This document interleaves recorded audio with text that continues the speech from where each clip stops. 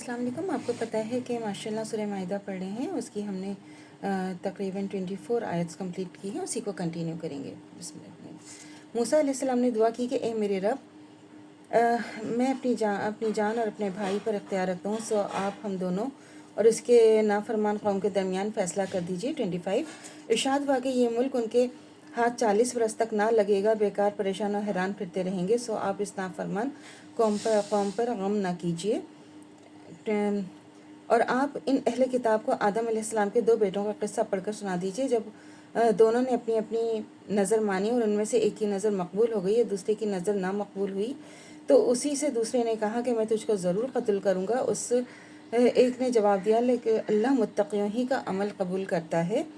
27 اگر تو مجھ پر دست درازی کرے گا تاکہ تو مجھے قتل کر دے، تو پھر بھی تجھ پر دست درازی کرنے والا نہیں ہوں کہ تم کو قتل کروں، میں تو اللہ ہی سے ڈرنے والا ہوں جو سارے جہانوں کا مالک ہے۔ 28 میں تو یہ چاہتا ہوں کہ تو میرے گناہ اپنے سب سر رکھ لے، پھر دوزخیوں میں شامل ہو جائے، یہی سزا ہوتی ہے ظلم کرنے والوں کی۔ 29 اس دل نے اس کو اپنے بھائی کے قتل پر آمادہ کر دیا، پھر اس کو قتل ہی کر دیا، پھر وہ نقصان اٹھانے والوں میں شامل ہو گیا۔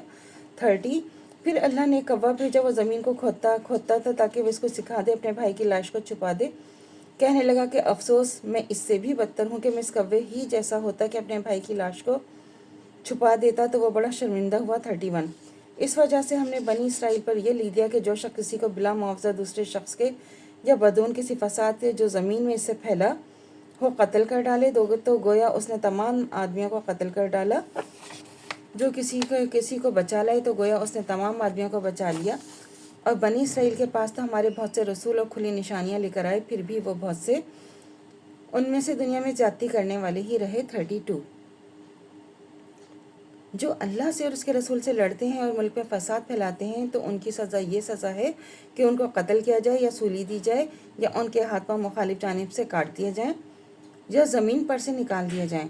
یہ ان کے لیے دنیا میں سخت رسوائی ہے اور ان کے لیے آخرت میں عذاب عظیم ہے۔ 33 مگر جو گرفت ہونے والوں سے توبہ کر لے اور تو جان لو بلا شبہ اللہ بخشنے والا ہے، بڑا رحم کرنے والا ہے۔ 34 مومنوں، اللہ سے ڈرتے رہو، اللہ کے قرب کا وسیلہ تلاش کرو، اللہ ہی کے راستے میں جہاد کرو تاکہ تم کامیاب ہونے والے بن جاؤ۔ 35 اگر کافروں کے پاس دنیا کی تمام چیزیں ان چیزوں کے ساتھ اتنی ہی چیزیں اور بھی ہوں تاکہ وہ اس کو دے کر قیامت کے عذاب سے چھوٹ جائیں، تو وہ اس وقت بھی جو چیزیں ہرگز ان سے قبول نہیں کی جائیں گی، ان کے لیے دردناک عذاب ہوگا۔ 36 کافرین یہ خواہش کریں گے کہ دوزخ سے نکل جائیں،